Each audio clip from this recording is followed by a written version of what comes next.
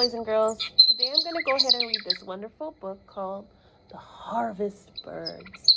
You see these beautiful birds flying through. That's why we have some wonderful, can you hear it? Those beautiful bird sounds in the background. And I believe this book is written in Spanish and in English. I'm going to go ahead and read the English version, okay? But throughout the month of September, I'm going to go ahead and read Spanish and English books since we are celebrating Hispanic Heritage Month, okay? In a little town where everyone knew everyone, there lived a young man called Juan Zanate. He was given this name because he was always accompanied by one or two Zanate birds. Juan used to sit under his favorite tree, dreaming and planning his life. He wanted to have his own land, and his father and grandfather had. But when his father died and the land was divided, there was only enough for his two older brothers. So Juan had to hire himself out to shopkeepers in the town, meaning that Juan didn't get any part of the land, unfortunately. Let's see what happens. If only I had my own land, my life would be different, thought Juan. Once he went to see Don Tobias, the richest man in town, and asked to borrow a little piece of land. Don Tobias burst out laughing, and his wife laughed with him. Why should I give you land? You don't know anything about making things grow. Oh my. I think they judged him a little too harshly, don't you think? Sad and ashamed, Juan returned to sit under his favorite tree. It was the only place where he felt really happy. Boys and girls, do you have a place where you feel makes you happy? Miss Aleman loves to come to the library. She always feels happy here. It's her happy place. In its enormous branches lived a flock of Zanate birds who were so used to his presence that they considered him their friend. There was only one bird in particular who cared very much for Juan and wanted him to find his way in life. This bird was always around Juan, resting on his shoulder or on the brim of his hat. Juan named him Granjo.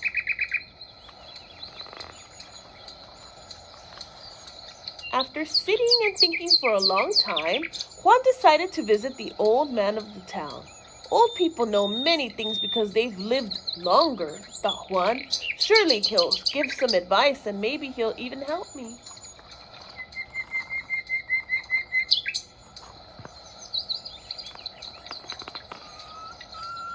Juan greeted the old man, whom everyone called Grandpa Chon, with respect. The old man looked at him for a few moments and asked, "Have you just been sitting under your tree, Juan?" "Yes," answered Juan, very curious. "But how did you know?" "When you have lived longer, little Juan, you will see that by watching carefully and observing you come to know many things," replied Grandpa Chon. So how does he know all this stuff? Well, he's very wise and he's very smart. He's lived a long life, like he said, right? "Yes, but how did you know?" insisted Juan. "My tree's a long way from here. Look at your hat, Juan. You can tell that the birds have been flying around above you." Grandpa Chon laughed. But it was not mocking laughter like that of Don Tobias and his wife. This time it was friendly laughter. He was just trying to carry a conversation with him. He wasn't making fun of him. When Juan realized that Grandpa Chon was in a good mood, he dared to ask him for a piece of land. "Let me prove to you that I can be a good farmer and make things grow," he pleaded. Grandpa Chon became serious.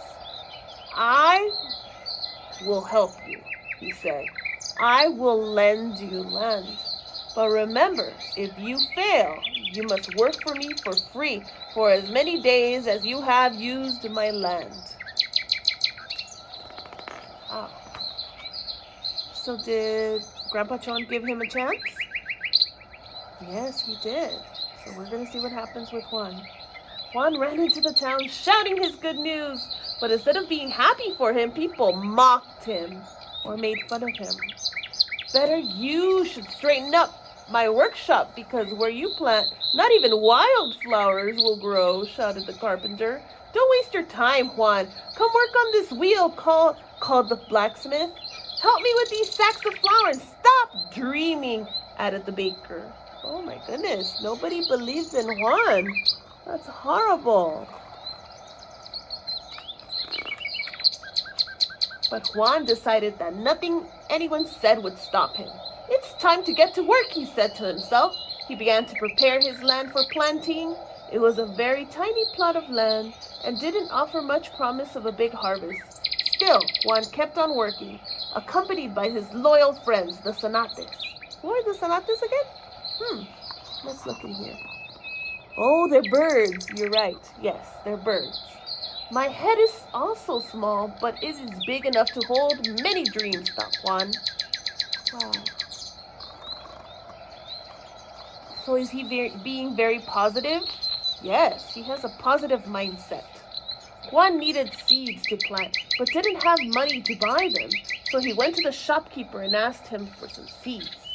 Juan, sweep up the corn, the beans, and the squash seeds from my floor and take them to my pigs. Then, if you wish, you can take some seeds for yourself.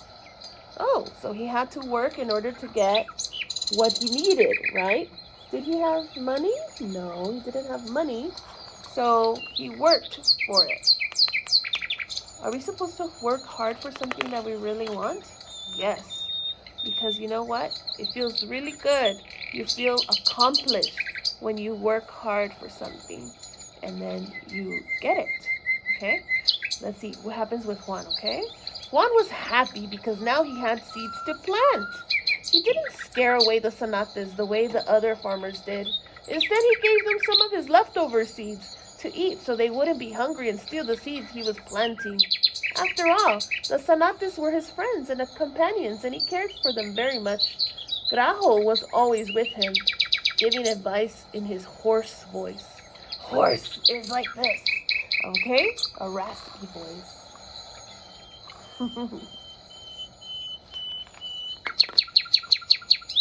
Days passed, and the Zanates guided Juan as he worked.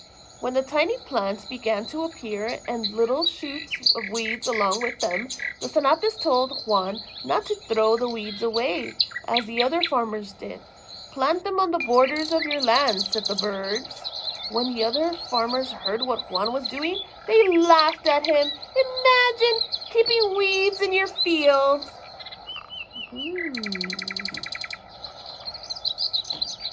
Maybe that was a really good tip the birds were giving him. At harvest time, everyone was sitting to make fun of Juan once again. They were sure he would fail. But when Juan arrived in town, everyone was astonished. He brought a magnificent harvest. Huge ears of corn, brilliantly colored, squashes, and delicious-looking beans. So did his garden provide?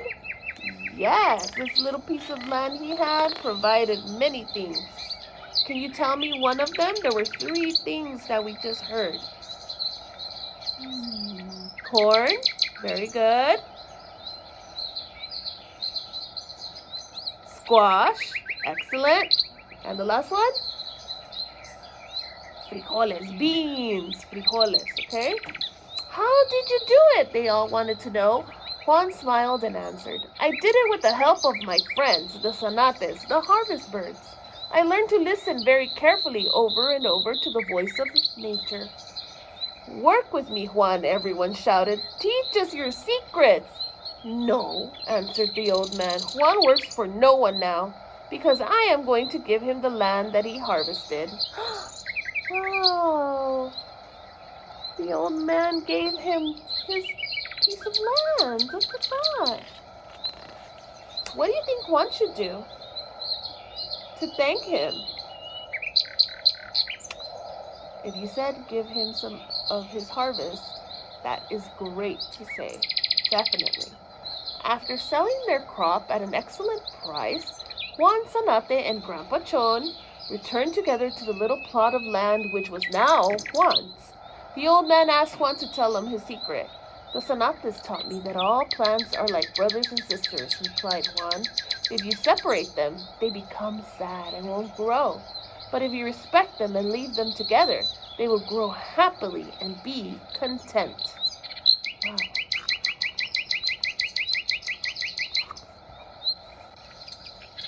So what did the Sanates teach him? That he should keep plants together like a family, right? They should be picked out. In the back of this book, we find out a little bit more about this folk tale, okay?